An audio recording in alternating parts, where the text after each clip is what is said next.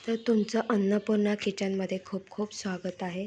तर आज आपण अन्नपूर्णा किचनमध्ये मेथीची सुकी भाजी करतोय। ही सुकी भाजी अगदी झटपट पटकन अगदी 15 ते 20 मिनिटामध्ये होते आणि अगदी खूप टेस्टी अशी ही भाजी तयार होते। तर आज आपण अन्नपूर्णा किचनमध्ये मेथीची सुकी भाजी करतोय। चला तर सुरुवात करूया। तर इथे मी मेथीची भाजी घेतलेली आहे। एक जोडी मेथीची भाजी छान मस्त अशी निवडून घेतलेली आहे। आता आपल्याला ही जी भाजी आहे स्वच्छ धुवून बारीक चिरून घ्यायची आहे। तर मी ही भाजी एका बाउलमध्ये ट्रान्सफर करून घेतलेली आहे। आता तुम्ही बघू शकतात आपली मेथीची भाजी करण्यासाठी आपल्याला एक जोडी मेथीची भाजी हवी आहे। त्यानंतर आपल्याला 2 मोठे कांदे बारीक चिरून घ्यायचे आहेत। त्यानंतर एक मोठा टोमॅटो बारीक चिरून घ्यायचा आहे। त्यानंतर मिरची आणि लसूण कट करून घ्यायचा आहे। तर मी डेसिकेटेड कोकोनट कीस घेतलेला आहे।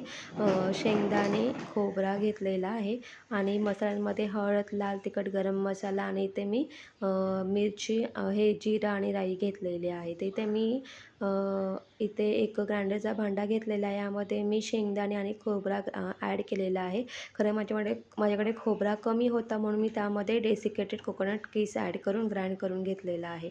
आता इथे कढईमध्ये ऑइल ॲड करून घ्यायचं आहे। ऑइल छान मस्त गरम झाल्यानंतर त्यामध्ये आपला जिरा राई ॲड करायचा आहे। जिरा राई ॲड केल्यानंतर आपल्याला यामध्ये बारीक चिरलेला कांदा ॲड करायचा आहे। यामध्ये लसूण मिरची ॲड करायचं आहे आणि यामध्ये आपल्याला छान व्यवस्थित परतवून झाल्यानंतर आपल्याला चवीनुसार मीठ ॲड करायचं आहे। मीठ टाकल्याने कांदा छान मस्त शिजतो।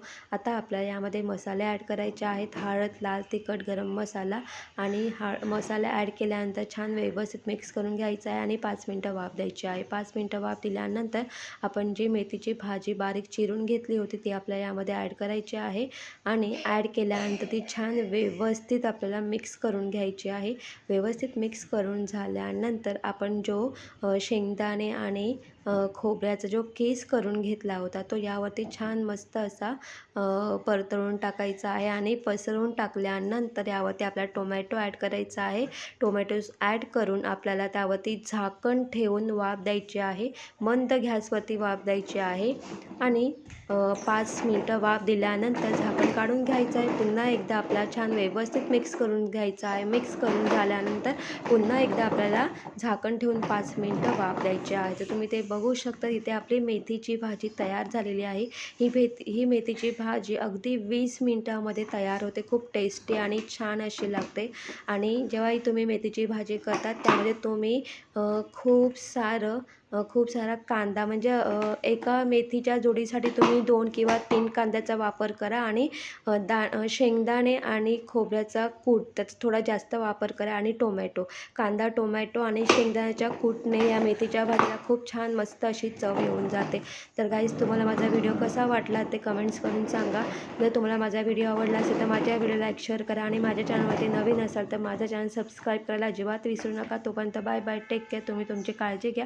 आणि ही जी मेथीची भाजी तुम्ही डाळ भाताबरोबर खाऊ शकतात, भाकरीबरोबर खाऊ शकतात, चपातीबरोबर खाऊ शकतात। मी इथे ही भाजी घावण्याबरोबर खात आहे कारण घरामध्ये घावणे सगळ्यांनाच आवडतात।